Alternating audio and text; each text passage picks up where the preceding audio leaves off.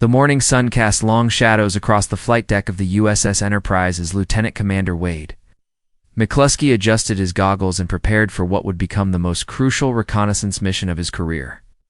It was June 3rd, 1942, and the Pacific Ocean stretched endlessly before the American task force. Hiding somewhere within its vast expanse, the most formidable naval armada Japan had ever assembled. 6 months had passed since the devastating attack on Pearl Harbor, and the Japanese war machine had swept across the Pacific like an unstoppable tsunami. Hong Kong, Singapore, the Dutch East Indies, and the Philippines had all fallen to the rising sun's relentless advance. General Douglas MacArthur had been forced to flee the Philippines with his famous promise to return, while British forces retreated in disarray across Southeast Asia. The Japanese seemed invincible. Their carrier-based aircraft, having proven devastatingly effective against even the most heavily defended targets, Admiral Chester Nimitz stood on the bridge of his flagship, studying intelligence reports that would have seemed like fantasy just months earlier. The Japanese were planning something massive, something that would either crush American resistance in the Pacific or provide the United States Navy with its first real opportunity to strike. The target was Midway Atoll, a tiny speck of coral and sand lying 1,100 miles northwest of Hawaii, strategically positioned to serve as either America's forward defense or Japan's stepping stone to the Hawaiian Islands themselves. The intelligence breakthrough had come through the tireless work of codebreakers at Station Hypo and Pearl Harbor, led by the brilliant Commander Joseph Rochefort. Working around the clock in their windowless basement, these unsung heroes had cracked enough of the Japanese naval code J-UN-25 to reveal the enemy's intentions. The Japanese were committing their entire combined fleet to Operation Me. The capture of Midway Atoll, scheduled to begin on June 4th, Admiral Isoroku Yamamoto, the architect of Pearl Harbor and Japan's most respected naval strategist, had conceived the Midway operation as the decisive blow that would force America to negotiate peace. His plan was audacious in its scope. 4 aircraft carriers would strike Midway, while battleships and cruisers provided support, followed by an invasion force that would seize the atoll and establish a Japanese base within striking distance of Hawaii. What Yamamoto didn't know was that American intelligence had penetrated his communications, and Admiral Nimitz was preparing a trap. The American response represented a desperate gamble with the entire Pacific Fleet. Nimitz had available only 3 aircraft carriers, the Enterprise and Hornet from Task Force 16 under Rear Admiral Raymond Spruance, and the hastily repaired Yorktown from Task Force 17 under Rear Admiral Frank Jack Fletcher, would serve as overall tactical commander. The Yorktown had limped back to Pearl Harbor just days earlier, severely damaged from the Battle of the Coral Sea, and her repair crew had performed what many considered a miracle, making her battle-ready in just 72 hours instead of the estimated 3 months as McCluskey's dauntless dive bomber roared off the Enterprise's deck into the pre-dawn darkness. He carried with him the hopes of a nation still reeling from 6 months of defeat. Somewhere ahead lay the most powerful naval force Japan had ever assembled, commanded by veterans who had never known defeat. The stage was set for a confrontation that would determine the fate of the Pacific War and reshape the balance of power. Across the world's largest ocean, the pre-dawn hours of June 4th brought an eerie calm to the waters surrounding Midway Atoll. But beneath this deceptive tranquility, 2 of history's most formidable naval forces were maneuvering for position in what would become the most decisive carrier battle ever fought. Admiral Kiichi Nagumo, commanding the Japanese First Air Fleet from the bridge of the flagship Akagi, felt confident as his 4 aircraft carriers cut through the Pacific swells, their flight decks loaded with the most experienced naval aviators. In the world, Nagumo's force represented the pinnacle of Japanese naval aviation, the carriers Akagi, Chikaga, Hiryu, and Soryu, escorted by 2 battleships, 3 cruisers, and 11 destroyers. These were the same carriers that had devastated Pearl Harbor, and their pilots had honed their skills in countless battles across the Pacific. The Admiral had every reason to believe that this operation would proceed as smoothly as all their previous victories. With Midway's small garrison quickly overwhelmed and American forces arriving too late to prevent the atoll's capture.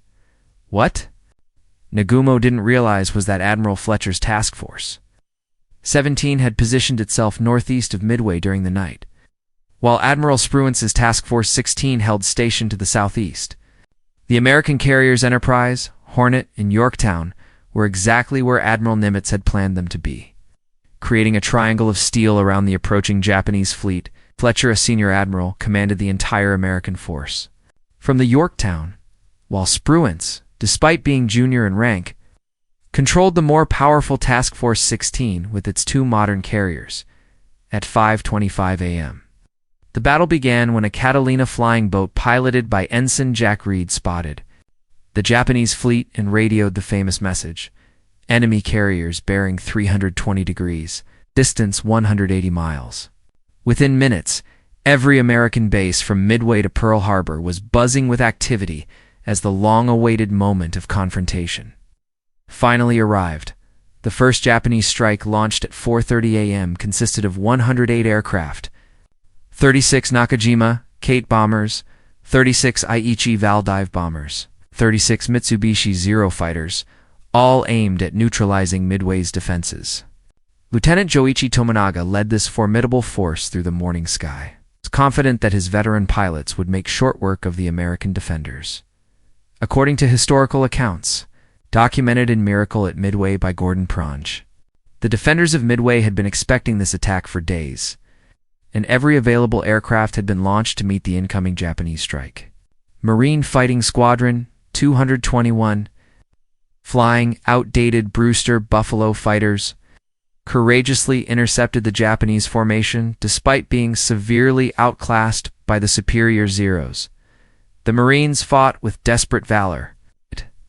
The technological gap proved insurmountable as the Japanese fighters cut through the American formation. Meanwhile, Midway's airfields erupted in controlled chaos as every available bomber was launched toward the Japanese fleet. Army Air Force B-17 Flying Fortresses, Navy Devastator torpedo bombers, Marine Dauntless dive bombers, and even obsolete Vindicator scout bombers all took to the air in a series of uncoordinated attacks that would test the resolve of both sides. The Japanese strike on Midway achieved its primary objective of neutralizing the airfield, but at a cost that would prove significant. The American defenders had fought more fiercely than expected. Lieutenant Tominaga radioed back to Admiral Nagumo that a second strike would be necessary to completely suppress Midway's defenses. This recommendation would trigger a fatal chain of decisions that would ultimately doom the Japanese fleet. On the bridge of the Akagi, Admiral Nagumo faced his first critical decision of the battle. It held back a second wave of aircraft armed with torpedoes and armor-piercing bombs for use against any American ships that might appear, but Tominaga's request for another strike on Midway meant choosing between targets. The Japanese admiral, unaware that 3 American aircraft carriers were steaming toward him at flank speed, made the fateful decision to rearm his reserve aircraft for a second attack on the atoll, ordering his crews to replace the anti-ship weapons with high-explosive bombs suitable for land targets, the flight decks of the Japanese carriers became scenes of frantic activity as crews worked to rearm the second-wave aircraft for the renewed assault on Midway. Torpedoes and armor-piercing bombs were lowered into storage, while high-explosive bombs were wheeled into position. It's a process that would take precious time and leave the ships vulnerable.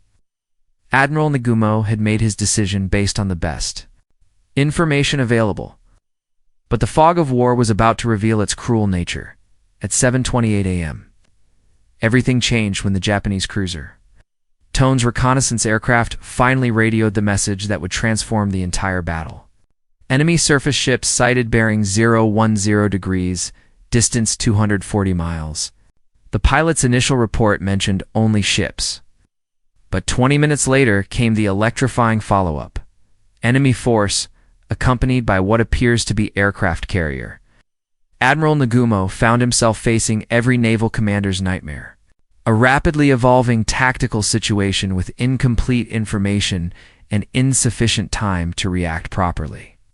His aircraft were scattered across 4 different missions, some returning from Midway, others being rearmed below decks, and his combat air patrol circling overhead to defend against the American strikes that were already inbound from Midway. The first American attack came from Major Lofton Henderson's Marine Scout Bombing Squadron 241, flying obsolete Vindicator dive bombers and Dauntless aircraft in a desperate charge against the Japanese carriers. Henderson's formation had launched from Midway in the pre-dawn darkness, and despite their aircraft's limitations, the Marines pressed their attack with suicidal courage. Henderson himself was shot down leading the assault, but his sacrifice and that of his pilots would not be forgotten. Meanwhile, the Japanese were dealing with their own challenges as the first wave returned from Midway, low on fuel and requiring immediate landing.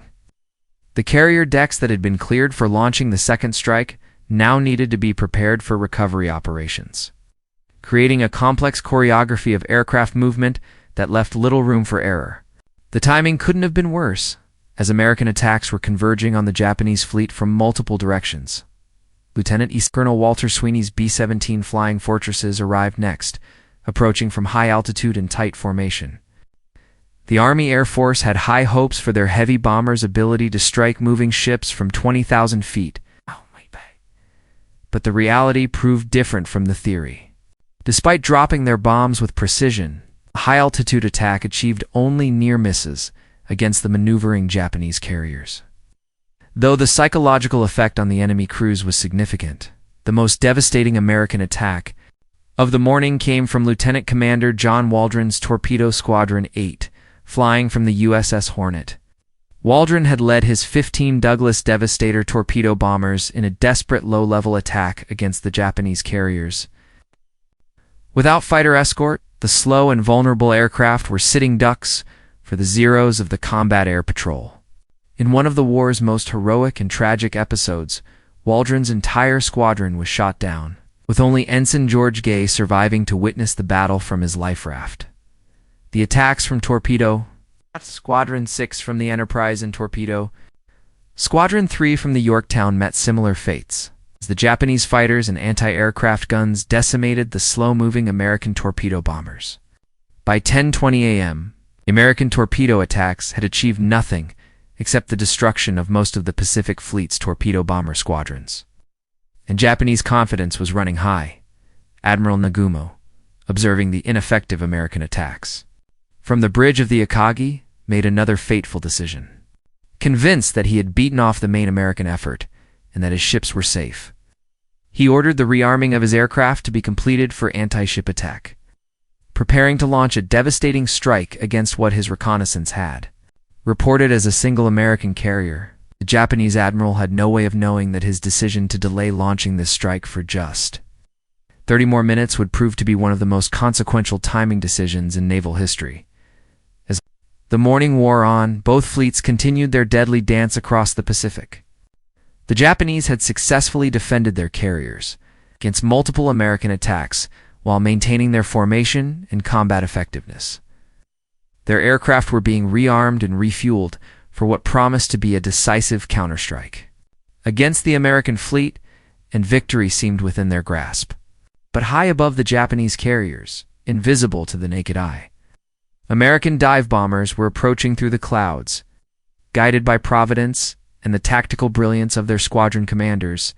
At precisely 10:22 a.m. on June 4th, 1942, Lieutenant Commander Wade McCluskey pushed his Douglas Dauntless dive bomber into a near-vertical dive toward the Japanese aircraft carrier Kaga, beginning 5 minutes of combat that would fundamentally alter the course of World War II in the Pacific. McCluskey had led his Enterprise Air Group on an expanding square search pattern, and when their fuel gauges showed they were approaching the point of no return, he made the crucial decision to continue searching rather than return to base. Sight that greeted McCluskey and his pilots as they emerged from the cloud cover was beyond their most optimistic expectations. 4 Japanese aircraft carriers were spread out below them in perfect formation, their flight decks crowded with aircraft, being fueled and armed for launch. The carriers were at their most vulnerable moment, with aviation gasoline hoses snaking across their decks and bombs and torpedoes stacked in the open, creating what amounted to floating arsenals waiting for a spark. What happened next would be remembered as one of the most perfectly executed dive bombing attacks in naval aviation history. McCluskey split his force, leading Bombing Squadron 6 against the Kaga, while Lieutenant Richard Best took his section after the flagship Akagi. Almost simultaneously, Lieutenant Commander Maxwell Leslie arrived with Bombing Squadron 3 from the Yorktown. Adding his 17 dive bombers to the attack against the carrier Soryu, the Japanese were caught completely off guard. Their combat air patrol had been drawn down to sea level by the earlier torpedo attacks, leaving the high-altitude approaches undefended. The carrier's anti-aircraft guns, designed primarily for horizontal attack, proved inadequate against the near-vertical dives of the American bombers. For the first time in the Pacific War, Japanese carriers were vulnerable and exposed. Lieutenant Best, lending his three-plane section in their dive on the Akagi, would later describe the scene as surreal.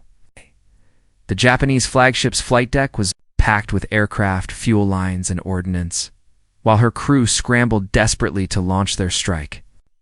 Best's 1,000-pound bomb struck the carrier just behind her island's superstructure, penetrating to the hangar deck where it detonated among the armed and fueled aircraft waiting for launch. The explosion that followed aboard the Akagi was catastrophic. Secondary detonations from aviation fuel and ordnance created a chain reaction that turned the pride of the Japanese fleet into a blazing inferno within minutes.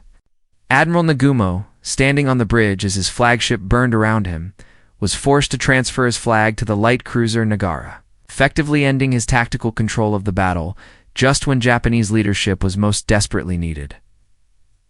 According to accounts preserved in the U.S. Naval War College's historical archives, the Kaga suffered an even worse fate under McCluskey's direct attack, for direct hits transformed the massive carrier into a flaming wreck. Her flight deck buckled and her hangar bays exploding in sequence as the fires reached stored ammunition and fuel. The carrier that had helped devastate Pearl Harbor was now a floating tomb for over 800 of her crew, the Soryu. Under attack from Lieutenant Commander Leslie's Yorktown dive bombers, attempted to launch her aircraft even as the American bombs fell around her.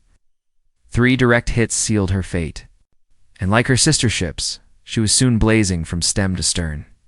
Captain Ryosaku Yanagimoto chose to go down with his ship, standing at attention on the bridge as the Soryu's final moments approached. In the span of 5 minutes, the Japanese had lost 3 of their 4 aircraft carriers, and with them, the cream of their naval aviation. More than 300 experienced pilots and aircrew, irreplaceable veterans of countless Pacific campaigns, were dead or dying in the flaming wrecks of their ships. The balance of power in the Pacific had shifted in the time it takes to drink a cup of coffee. Admiral Spruance, commanding Task Force 16 from the Enterprise, immediately grasped the significance of what his pilots had achieved.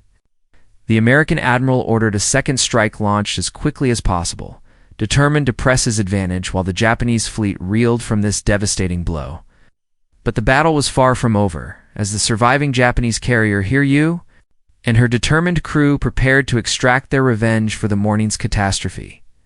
Captain Tomio Kaku of the Hiryu, the sole surviving Japanese carrier, wasted no time in organizing a counterattack. His ship had escaped the American dive-bombing assault by pure chance, being positioned further north of the main formation, and he still had operational aircraft and experienced pilots ready for combat. The stage was set for the afternoon phase of the battle, where Japanese naval aviation would make its final desperate bid to salvage victory from the jaws of defeat, the sole surviving Japanese aircraft carrier Hiryu steamed through the smoke and debris of her 3 sister ships, her flight deck a scene of controlled urgency as Captain Tomio Kaku prepared to launch the most important counterattack in Japanese naval aviation history. At 11 a.m., just 40 minutes after the devastating American dive-bombing assault, the Hiryu began launching her strike force of 18 Aichi-Val dive bombers and 6 Zero fighters, led by Lieutenant Michio Kobayashi, one of Japan's most experienced carrier pilots. Admiral Raymond Spruance, commanding the American Task Force 16 from the Enterprise, faced his own critical decisions as reports flooded in from his victorious dive bomber pilots. 3 Japanese carriers were burning and would clearly be lost, but intelligence indicated that a 4th carrier remained operational and would likely launch a retaliatory strike. Spruance, despite pressure from his staff to close with the enemy, for a decisive surface engagement, made the prudent decision to maintain distance and rely on his aircraft to finish the job. The Japanese strike from the Hiryu, guided by their combat air patrol, reports, found their target in the USS Yorktown at approximately 12 p.m. The American carrier had been operating independently as Task Force 17 under Admiral Fletcher, and her combat air patrol of Wildcat fighters rose to meet the incoming attack. The ensuing aerial battle was a testament to the skill and determination of both sides, as American pilots fought desperately to protect their ship while Japanese aviators pressed home their attack with suicidal courage. Lieutenant Commander John Levede Thatch, leading Fighting Squadron 3 and his Wildcat fighter, employed the revolutionary Thatch Weave defensive tactic that his squadron had developed to counter the superior Zero fighters. This innovative formation allowed the heavier but less maneuverable American fighters to provide mutual support. Several Japanese aircraft fell to the disciplined fire of Thatch's pilots. However, the sheer determination of the Japanese attackers proved overwhelming. 3 bombs struck the Yorktown in rapid succession, penetrating her flight deck and exploding in her vital spaces. The hits knocked out her boilers and started serious fires, bringing the carrier to a dead stop and giving her a severe list to port. Damage control parties worked frantically to restore power and contain the fires, while the ship's medical personnel tended to the dozens of wounded sailors scattered throughout the vessel. Captain Elliot Buckmaster and his crew performed what many observers considered miraculous damage control work, restoring the Yorktown to operational status within 2 hours of the bombing attack. The carrier's engineering crews managed to restart her boilers and correct the list, while her flight deck crew prepared to resume flight operations. 2 Japanese reconnaissance aircraft observing from a distance. It appeared as though an entirely different carrier had replaced the damaged vessel they had attacked earlier. This optical illusion would prove fateful.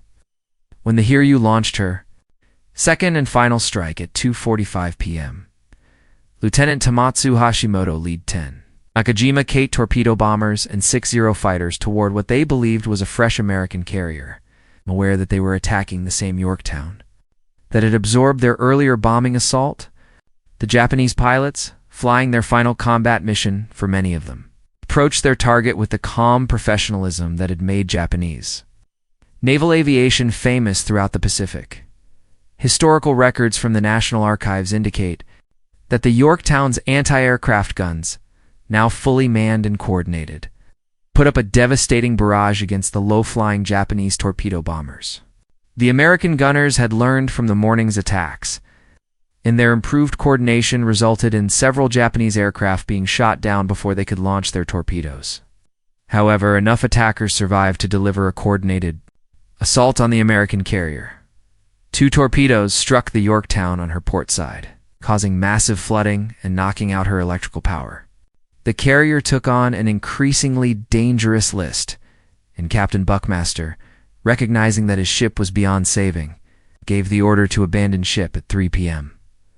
The crew's disciplined evacuation was a masterpiece of naval procedure, with destroyers moving alongside to rescue the survivors while the Yorktown settled. Deeper into the Pacific swells, Admiral Fletcher, his flagship disabled and burning, transferred tactical command of the American forces to Admiral Spruance aboard the Enterprise. This command transition, executed smoothly despite the chaos of battle, demonstrated the professionalism and depth of American naval leadership. Spruance now commanded all remaining American forces and faced the critical decision of how to deal with the Hiryu, the last operational Japanese carrier. The afternoon reconnaissance reports confirmed what American commanders had suspected. The Hiryu was alone and vulnerable, separated from the main Japanese battle fleet and defended only by her own combat air patrol. Spruance immediately ordered a strike prepared aboard both the Enterprise and Hornet, determined to complete the destruction of Japanese carrier aviation before the enemy could launch any additional attacks. The final phase of the carrier battle was about to begin, with the outcome of the entire Pacific War hanging in the balance, as the afternoon sun beat down on the burning hulks of 3 Japanese aircraft carriers. Admiral Raymond Spruance prepared to launch what he hoped would be the decisive blow of the Battle of Midway. At 3 p.m., 24 dauntless dive bombers roared off the deck of the Enterprise, followed by additional aircraft from the Hornet, all aimed at the sole surviving Japanese carrier Hiryu. Lieutenant Earl Gallagher led Enterprise's bombing. Squadron 6, the same unit that had devastated the Akagi and Kaga just hours earlier. While the Hornet contributed her own experienced pilots to what promised to be the final act of this epic confrontation, Captain Tsumio Kaku aboard the Hiryu understood that his ship represented Japan's last hope of salvaging something from the Tronfo, the disaster that had befallen the First Air Fleet. His flight deck crews worked with desperate efficiency to prepare every available aircraft for launch. But the mathematics of naval aviation were working against him. The morning's strikes had cost him many of his best pilots, and the American attacks on the other carriers had demonstrated the effectiveness of coordinated dive bombing against even the most experienced crews. The Hiryu's combat air patrol, led by some of Japan's most skilled Zero pilot, rose to meet the incoming American strike. But they were outnumbered and operating far from any supporting bases. The aerial battle that developed over the Japanese carrier was fierce but brief, as American Wildcat fighters from the Enterprise engaged the Zeros while the dive bombers began their attack runs. The disciplined formation, flying and tactical coordination that had served the Americans so well throughout the day again proved decisive. Lieutenant Gallagher led his dive bombers down through the afternoon sky in perfect formation, their 1,000-pound bombs aimed at the Hiryu's crowded flight deck. The Japanese carrier attempted to evade by turning into the wind while maintaining maximum speed, but her maneuvers only delayed the inevitable. At 5 p.m., 4 direct hits struck the Hiryu in rapid succession, penetrating her flight deck and exploding in her hangar spaces where fueled and armed aircraft awaited launch. The explosions that followed were even more devastating than those that had destroyed her. Sister ships earlier in the day, aviation gasoline fires spread rapidly throughout the carrier's superstructure, while secondary detonations from stored ordnance shook the vessel from stem to stern. Within minutes, the Hiryu was transformed from a functioning warship into a blazing wreck. Her flight operations permanently ended, and her crew fighting desperately for their lives. Captain Kaku, observing his ship's death throes from the bridge, made the difficult decision to order his remaining aircraft to attempt landings on other Japanese vessels or to ditch in the ocean near friendly ships. The few surviving pilots of what had once been the world's most formidable carrier air group began their final flights, many of them knowing they would never see their homeland again. The elite naval aviation force that had dominated the Pacific for 6 months was dying with their ships. As documented in Samuel Eliot Morrison's official naval history, Admiral Kichi Nagumo aboard the cruiser Nagara faced the most difficult decision of his career as he surveyed the destruction of his once mighty fleet. For aircraft carriers, the backbone of Japanese naval aviation, were either sunk or sinking, along with hundreds of irreplaceable pilots and aircrew. The invasion of Midway was clearly impossible, and continued operations in the area would only result in further losses to Admiral Yamamoto's already devastated force. The Japanese withdrawal began at sunset on June 4th, with Admiral Yamamoto himself making the painful decision to cancel Operation Me and order his scattered forces to retire toward Japan. The combined fleet, which had seemed invincible just 12 hours earlier, is now retreating in disorder, leaving behind not only for aircraft carriers, but also the strategic initiative in the Pacific War. The psychological impact of this defeat would reverberate throughout the Japanese military hierarchy and fundamentally alter their approach to future operations. Admiral Spruance, meanwhile, faced his own critical decisions as darkness fell over the Pacific battlefield. His pilots had achieved a victory beyond their most optimistic expectations, sinking for enemy aircraft carriers and effectively ending Japanese naval aviation as an offensive force. However, he also understood that Admiral Yamamoto's main battle fleet, including powerful battleships and cruisers, remained largely intact and could pose a significant threat to his own forces if he pursued too aggressively. The American admiral's decision to maintain his distance and avoid a night surface engagement would later be criticized by some as overly cautious. But it demonstrated the strategic wisdom that made Spruance one of America's greatest naval commanders. He had achieved the primary objective of defending Midway while inflicting catastrophic losses on the enemy.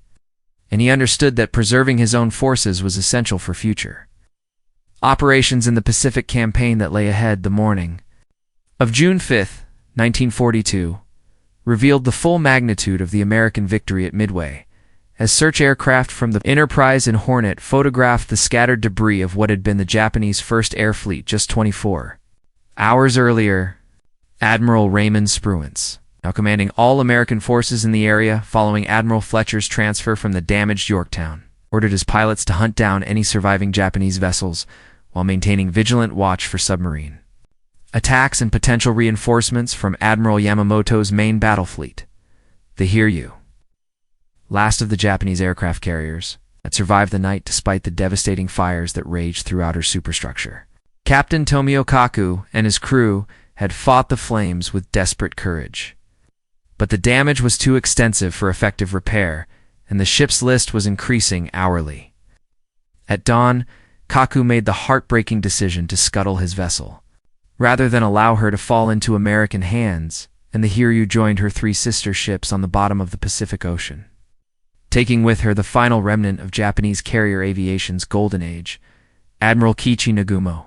His career and reputation destroyed along with his fleet, submitted his resignation to Admiral Yamamoto during the withdrawal toward Japan.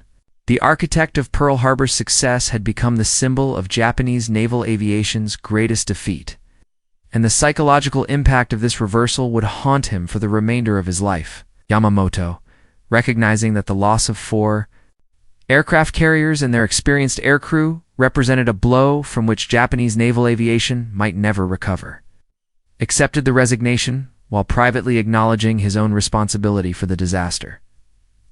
The strategic implications of the Battle of Midway extended far beyond the immediate tactical situation in the Central Pacific. Japan had lost not only for aircraft carriers, but also approximately 300 experienced pilots and aircrew, men whose training and combat experience could not be quickly replaced.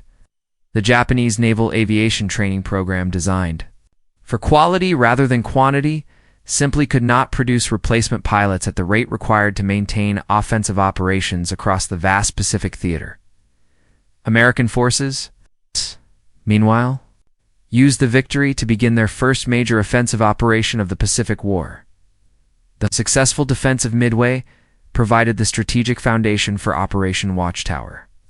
The invasion of Guadalcanal, scheduled for August 7, 1942, Admiral Nimitz, recognizing that Japanese naval aviation had been crippled, approved the ambitious plan to seize the initiative and begin the long march toward Tokyo Bay that would ultimately end with Japanese surrender 3 years later.